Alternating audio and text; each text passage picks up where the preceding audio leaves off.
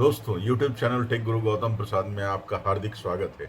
आइए हम लोग बात करते हैं कि किसी भी एग्जाम को किस तरह से सुनिश्चित करें कि इसे जरूर से हम निकाल लें। और ये बहुत ज़रूरी है, ये संकल्प बहुत ज़रूरी है किसी भी एग्जाम को क्रैक करने के लिए। और के साथ साथ संकल्प शक्ति के साथ साथ ये भी ज़रूरी है कि एक सुदृढ़ प्लानिंग हो आपके साथ में। तो दोस्तों, आज हम लोग एज्यूम करने जा रहे हैं कि आज से 3 महीने के बाद, यानी 90 दिन के बाद हमारा एग्ज़ाम है।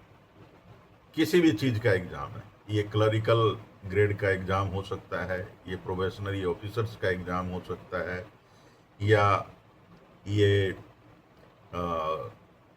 कस्टम एक्साइज ड्यूटी इंस्पेक्टर का एग्ज़ाम हो सकता है, या किसी भी तरह का एग्ज़ाम हो सकता है, या फिर आप नीट का एग्ज़ाम दे रहे हैं, या फिर आप किसी भी इंजीनियरिंग कॉलेज का एग्ज़ाम दे रहे हैं कंपटीशन एंट्रेंस के लिए, आईआईटी के लिए,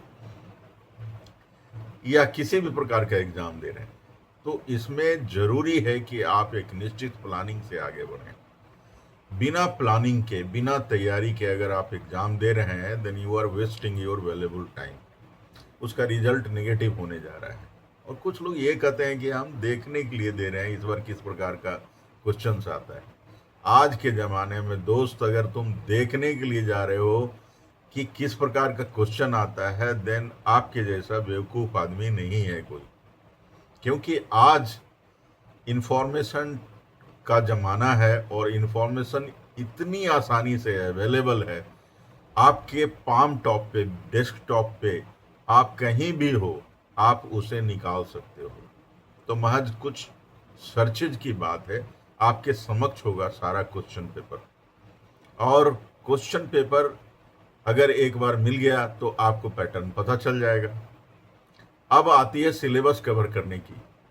तो मान लीजिए अभी से 90 दिन बाकी है, तो हम डिवाइड कर लेंगे कि हम किस प्रकार से पढ़ाई करेंगे कि हम पूरा सिलेबस कवर कर पाएँ 100%। हो सकता है अगर आप पहले से तैयारी कर रहे हैं तो 90 दिनों में आपको मात्र 50% ही कवर करना हो, क्योंकि पहले से आपकी 50% की तैयारी हो चुकी होगी। और 50% को बदल लीजिए। जैसे आपको फिजिक्स, केमिस्ट्री, मैथ पढ़ना है, तो फिजिक्स, केमिस्ट्री, मैथ के लिए आप रूटीन बनाइए कि 1 घंटे फिजिक्स पे, 1 घंटे केमिस्ट्री पे, 1 घंटे आप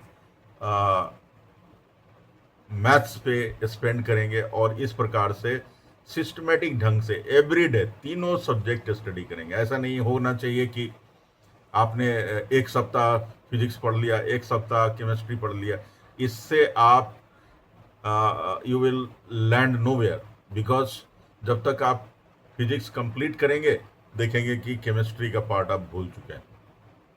आपने केमिस्ट्री कर लिया, फिजिक्स कर लिया, मैथ्स भूल जाएंगे। इसलिए पैरेलली सभी को पढ़ना, रिवीजन करना बहुत ज़रूरी होता है। तो एक सिस्टमेटिक अप्रोच लगाएं।